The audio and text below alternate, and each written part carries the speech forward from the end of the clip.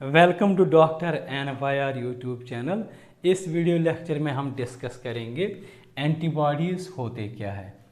Please take a screenshot. जब हमारे body में कोई भी अटैक होता है पैथोजेनस का, पैथोजेनस बहुत तरह के होते हैं। पैथोजेनस का मतलब क्या होता है? ऐसे माइक्रो ऑर्गेनिज्म जो डिजीज़ काज कर देते हैं।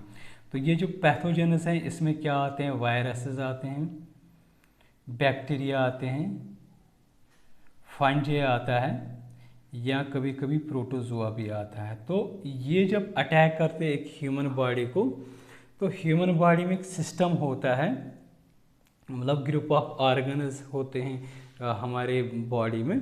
तो जिनको हम नेक्स्ट वीडियोस में पढ़ेंगे, वो जो ग्रुप ऑफ ऑर्गन्स जो होते हैं वो हमारा इम्यून सिस्टम बनाता है।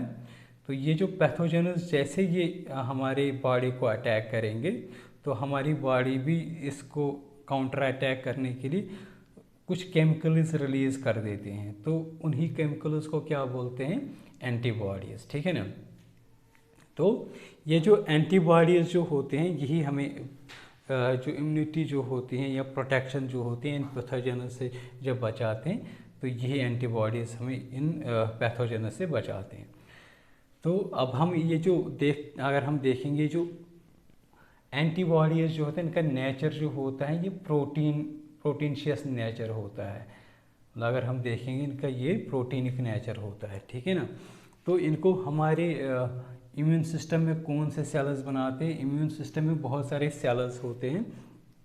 बी सेल्स होते हैं, टी सेल्स होते हैं, NK सेल्स होते हैं, नेचुरल किलर सेल्स जो होते हैं। तो बी सेल्स जो होते हैं हमारे इम्यून सिस्टम में, वो इन एंटीबॉडीज़ को बनाते हैं। बी क्या होता है? Bone of marrow. क्योंकि ये जो बनते हैं मतलब अगर हम देखेंगे ये बोन ऑफ मैरो जो है ना, उस पर इसका नाम लिखा है बी सेल्स। ठीक है ना। तो ये जो बनते हैं एंटीबॉडीज़ बिलियंस में बनते हैं हमारे बॉडी में। तो बिलियंस में जो बनते हैं तो कलेक्टिवली इनको क्या बोलते हैं? इम्यूनोग्लोबुलिन्स। इम्यूनोग्लोबुलिन्स शॉर्ट में लिखते हैं इसको IG। ठीक है ना। फिर ये जो बनते हैं तो ये क्या करते हैं? ये हमारे ब्लड में फिर सर्कुलेट होते हैं। तो अगर हम देखेंगे ना स्ट्रक्चर, इसका जो एंटीबॉडी का एक जनरल स्ट्रक्चर जो होता है इस तरीके का होता है। ठीक है ना। इसमें दो साइट्स होते हैं, यहाँ पे एक साइट होगा और यहाँ पे ये एक साइट होगा। तो ये क्या करते हैं? ये साइट्स जो होने, जब मैंने बोला था यहाँ पे एंटीजन किसको हम बोलेंगे? जो हम पैथोजेनस हमारी बॉडी को अटैक करेंगे ना, इन्हीं पैथोजेनस को एंटीजेनस बोलते हैं। तो एंटीजन का ये क्या होता है? एक तो एंटीजन फॉरेन होता है, दूसरा क्या होता है? ये हमारे इम्यून सिस्टम जो होता है उसको इंड्यूस करेंगे, तो उसी को हम बोलेंगे एंटीजन। तो ये एंटीजन जो होते हैं ये बाइंड हो जाएगा इस एंटीबॉडी के साथ। इस तरीके से जो हमारा डिजीज़ जो होते हैं उससे हमारे डिजीज़ जो होते हैं हमारी बॉडी जो होते हैं ना, इन एंटीबॉडीज से ये प्रोटेक्ट करते हैं। हमारी बॉडी इन एंटीबॉडी से प्रोटेक्ट रहती है। तो दो साइट्स होते हैं एक एंटीबॉडी में, ये वाला और ये वाला। तो जहाँ पे एंटीजन बाइंड होता है इस एंटीबॉडी के साथ। ठीक है ना। तो इसीलिए इसको क्या बोलते हैं? बाइवैलेंट। क्या बोलते हैं इसको? बाइवैलेंट। क्योंकि इसमें दो बाइंडिंग साइट्स होते हैं। ये बाइंडिंग साइट्स किसके लिए होता है? एंटीजन के लिए। एंटीजन को शॉर्ट में लिखते हैं AG और एंटीबॉडी को शॉर्ट में लिखते हैं AB। तो अगर हम देखेंगे ना इस स्ट्रक्चर में, अगर आप लोगों को दिख रहा होगा ना, ये अल्फ़ाबेट Y के जैसे दिखता है। तो इसलिए इसका जो शेप जो होता है वो Y शेप्ड स्ट्रक्चर होता है और इसमें 4 पॉलीपेप्टाइड चेन होता है। ठीक। तो पॉलीपेप्टाइड चेन क्या होता है? बहुत सारे अमीनो एसिड्स ग्रुप हो जाएंगे, तो ये क्या बनाएंगे? ये एक पेप्टाइड बनेगा, फिर क्या करेगा ये? फिर एक और पेप्टाइड बनेगा। इस तरीके से बहुत सारे पेप्टाइड्स जो होते हैं इनको बोलेंगे हम पॉलीपेप्टाइड्स। तो उसी को बोलते हैं प्रोटीन, जो मैंने पहले ही बोला, क्योंकि ये प्रोटीन नेचर होता है।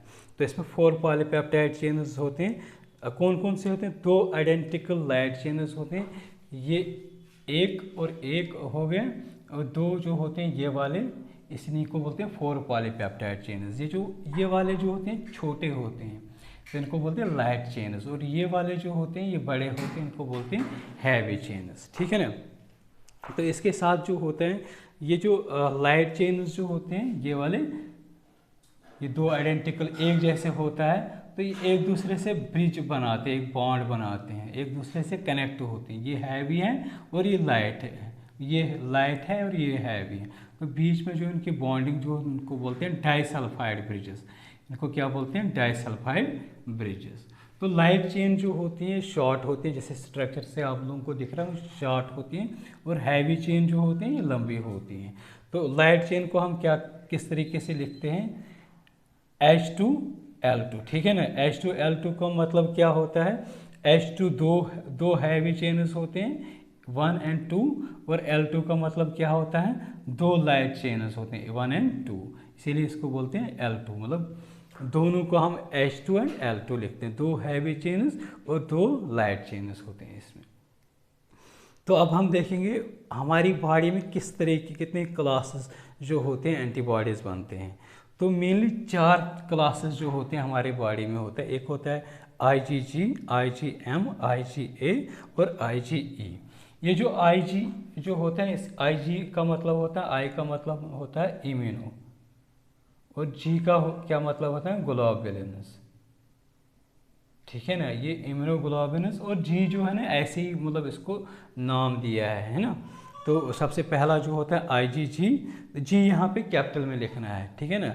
तो ये एंटीबॉडी ऐसा एंटीबॉडी होता है जो प्लेसेंटा क्या होता है? जब माँ के कोट को मतलब माँ के पेट में एक बच्चा होता है, उसके थ्रू एक स्ट्रक्चर बनता है जो हम आगे वीडियोस में हम डिस्कस करेंगे, उसको बोलते हैं प्लेसेंटा। तो वो उस प्लेसेंटा के थ्रू बच्चे को न्यूट्रिशन मिलता है माँ से, और साथ में एक एंटीबॉडी भी मिलता है जिसका नाम होता है IgG। तो ये एक वाहिद एक ही एंटीबॉडी होता है जो माँ के प्लेसेंटा के थ्रू चला जाता है, जो हमारी माँ के पेट में बेबी होता है या फीटस होता है उसको देते। इस तरीके से जो फीटस जो होता है उसको इम्यूनिटी मिलती है माँ से, ठीक है ना।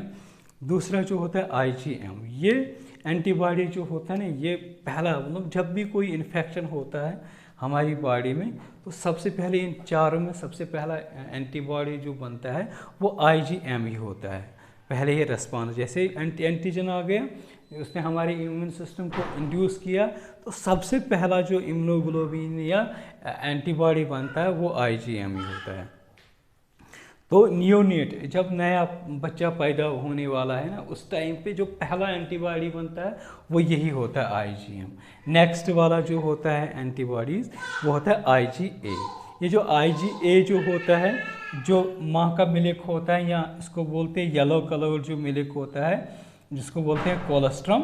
ये जो कोलेस्ट्रम जो होता है इसमें ये प्रेजेंट होता है, साथ में क्या होता है सलाइवा जो होता है उसमें भी प्रेजेंट होता है, टीयर्स हमारे आंसू जो होते हैं उसमें ये IgA प्रेजेंट होता है, और ब्रोंकस जो होते हैं, ब्रोंकस म्यूकस जो होते हैं, म्यूकस ऑफ ब्रोंकस जो होता है वहाँ पे प्रेजेंट होता है, DT में प्रेजेंट होता है। डाइजेस्टिव ट्रैक्ट जो होता है, मैंने शॉर्ट में लिखा है यहाँ पे, डाइजेस्टिव ट्रैक्ट में ये प्रेजेंट होता है, ठीक है ना। और यूरोजेनिटल ट्रैक्ट जो होता है वहाँ पे भी ये प्रेजेंट होता है। तो इस तरीके से ये जब प्रेजेंट होता है ना इन जगह पे, तो हमें इन तरीके से इन जगह से एंटीबॉडी से हमें मतलब इन्फेक्शन से हमें प्रोटेक्शन मिलती है, क्योंकि एंटीबॉडी ही चीज़ ऐसी होती है जो हमें बाकी पैथोजेनस से, पैथोजेनस का मतलब क्या होता है? पैथोजन का मतलब होता है एंटीजन, एंटीजन से हमें मतलब प्रोटेक्ट करता है, इम्यूनिटी प्रोवाइड कर देता है। नेक्स्ट वाला जो होता है एंटीबॉडी वो है IgE। जैसे हमारे छींक पड़ती हैं, छींक हर किसी को, स्नीजिंग हर किसी को नहीं होता है, जैसे कोई पोलन ग्रेन्स आ गया, डस्ट आता है, तो बहुत सारे ऐसे होते हैं जिनको नहीं होता है, और बहुत सारे ऐसे भी होते हैं जिनको होता है, मतलब कम ही होता है जिनको होता है, तो उसको बोलते हैं एलर्जिक रिएक्शन, ठीक है ना। एलर्जिक रिएक्शन को हाइपर सेंसिटिव भी बोलता है, क्योंकि मतलब बहुत सारे कम होते हैं जो किसी डस्ट या पोलन से सेंसिटिव होते हैं, हाइपर सेंसिटिव होते हैं, तो या उसको हम हाइपर सेंसिटिविटी बोलेंगे या हम उसको एलर्जिक रिएक्शन बोलेंगे। तो उस टाइम पे जो हमारा एंटीबॉडी बनता है वो IgE होता है। क्या होता है? IgE, मतलब एलर्जिक रिएक्शन पे हमारा कौन सा एंटीबॉडी बनता है? IgE। अगर आप लोगों को हमारा ये वीडियो अच्छा लगा हो, प्लीज़ इस चैनल को सब्सक्राइब कर दीजिएगा, वीडियो को लाइक एंड शेयर कर दीजिएगा। Thank you very much.